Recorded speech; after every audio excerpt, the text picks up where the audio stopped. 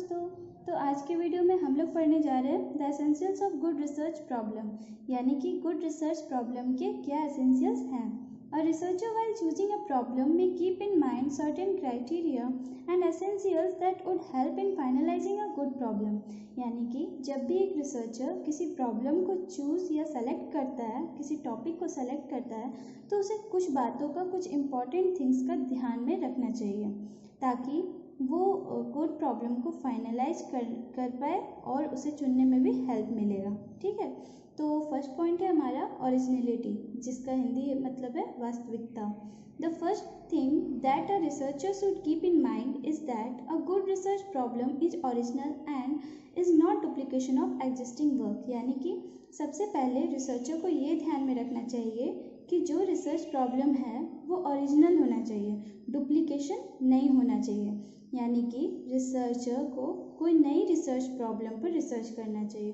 Simple सी बात है कि अगर हम उसी चीज़ों पर रिसर्च करें जिस पे रिसर्च हो चुका है और वही रिजल्ट दे जो पहले रिजल्ट आ चुका है, तो उससे ना तो किसी को कोई बेनिफिट होगा और ना ही उसका आंसर किसी को जानने के लिए इंटरेस्ट होगा। ठीक है, तो रिसर्चर को, या फिर अगर वो पहले से ही जिस वर्क पे रिसर्च किया गया है अगर उस पर वो रिसर्च कर रहा है, तो उसको उस रिज़ल्ट में कुछ नया एडिशन ज़रूर देना चाहिए, मतलब कुछ नया ऐड करके कुछ रिज़ल्ट नया होना चाहिए, तभी जाके किसी को अच्छा लगेगा, किसी के लिए वो हेल्पफुल होगा। तो इसलिए कहा गया है कि जब भी हम कोई रिसर्च प्रॉब्लम सेलेक्ट करते हैं तो वो ओरिजिनल होना चाहिए, ना कि पुराने काम का कोई डुप्लीकेशन होना चाहिए। सेकेंड पॉइंट है हमारा क्लैरिटी, यानी कि स्पष्टता।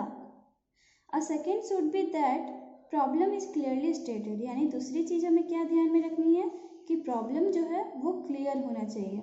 जैसे एग्जांपल है, studying the relationship between family condition and performance of student is poorly stated problem. यानी कि अगर हम फैमिली कंडीशन और स्टूडेंट के परफॉर्मेंस के रिलेशनशिप पे स्टडी कर रहे हैं तो ये बहुत ही पुअरली स्टेटेड प्रॉब्लम होगा, यानी कि बहुत ही ख़राब प्रॉब्लम पे हम रिसर्च कर रहे हैं। क्यों?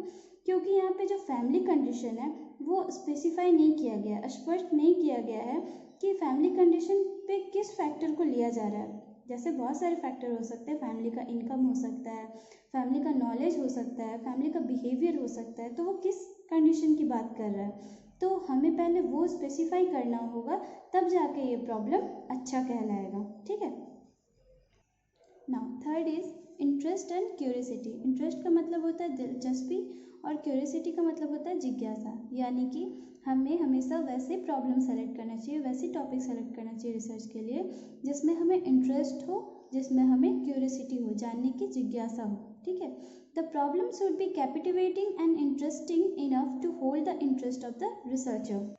यानी कि जो प्रॉब्लम है वो रिसर्चर के इंटरेस्ट के अकॉर्डिंग होना चाहिए। यानी कि रिसर्चर जिस फील्ड में है, जिस फील्ड से वो रिलेट करता है या जिसमें उसे इंटरेस्ट है, तो प्रॉब्लम उसी फील्ड का होना चाहिए। ठीक है, सिंपल सी बात है, अगर वो इंटरेस्टिंग ना हुआ रिसर्चर के लिए तो रिसर्चर अच्छा से मन से उसे रिसर्च नहीं करेगा। ठीक है, if the problem does not capture और researcher interest it will not be able to reach its logical end. यानी कि अगर ऐसा नहीं होगा तो रिसर्चर अच्छे से रिसर्च नहीं कर पाएगा। सिंपल सी बात है, अगर मेरे इंटरेस्ट के हिसाब से अगर रिसर्च प्रॉब्लम नहीं रहा तो मैं अच्छे से उस पर रिसर्च नहीं कर पाऊँगी और एक लॉजिकल एंड तक नहीं पहुँच पाऊँगी। जो रिज़ल्ट मैं चाहती हूँ वो रिज़ल्ट मुझे नहीं मिल पाएगा। ठीक है, hints it is very important that a problem should motivate a researcher. यानी कि रिसर्चर का इसका मतलब हुआ क्या कि ये बहुत ज़रूरी होता है कि प्रॉब्लम जो है वो रिसर्चर को मोटिवेट करे।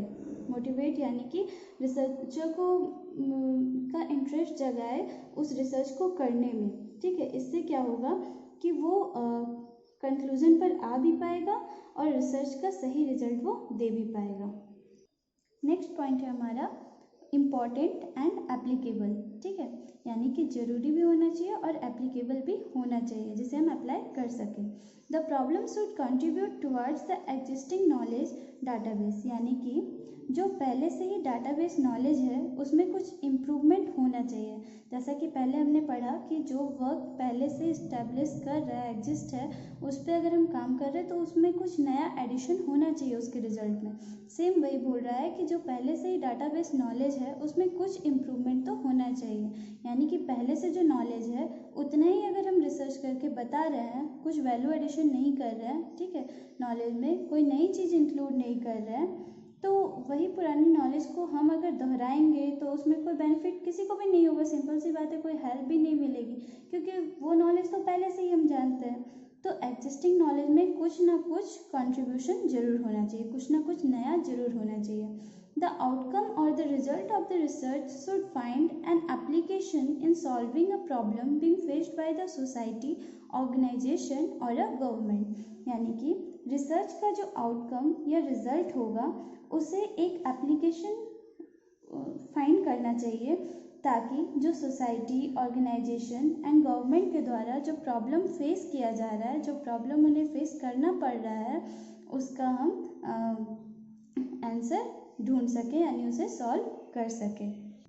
नेक्स्ट है हमारा फिजिबिलिटी, यानी कि साध्यता, होने की संभावना, और we can say possibility. The researcher should choose a problem that is within his capability, यानी कि रिसर्चर को हमेशा ऐसी ही प्रॉब्लम या टॉपिक चूज करना चाहिए जो उसके कैपेबिलिटी के अंदर हो, मीन्स उसके अंदर वो योग्यता होनी चाहिए ताकि वो रिसर्च कर सके, जो उसके लिए पॉसिबल है, फिजिबल है, ठीक है, यानी कि संभव है, जो रिसर्च को कंप्लीट कर सके। It should match the competence and qualification of the researcher, यानी कि जो रिसर्च प्रॉब्लम है वो रिसर्चर के क्वालिफिकेशन एंड कॉम्पिटेंस से मैच करना चाहिए, यानी जैसी उसकी योग्यता है, जिस तरह का उसका क्वालिफिकेशन है, उससे रिसर्च प्रॉब्लम मैच करना चाहिए। Since every research involved collection of data, whether primary or secondary, the researcher should be sure on the fact that he would be able to assess the required data, यानी कि हर एक research में हम लोग data को collect करते हैं, चाहे वो प्राइमरी डाटा हो या सेकेंडरी डाटा हो, तो रिसर्चर को श्योर होना चाहिए इस तथ्य पर, इस फैक्ट पर कि वह उस डाटा को एसेस कर पाएगा या नहीं जो रिक्वायर्ड है, ठीक है, यानी कि जो रिसर्च वो कर रहा है उसका रिजल्ट तक वो पहुंच पाएगा या नहीं, उसको पहले से इसमें श्योरिटी होना चाहिए। Now last one is cost and time feasibility, यानी कि लागत और समय की संभावना।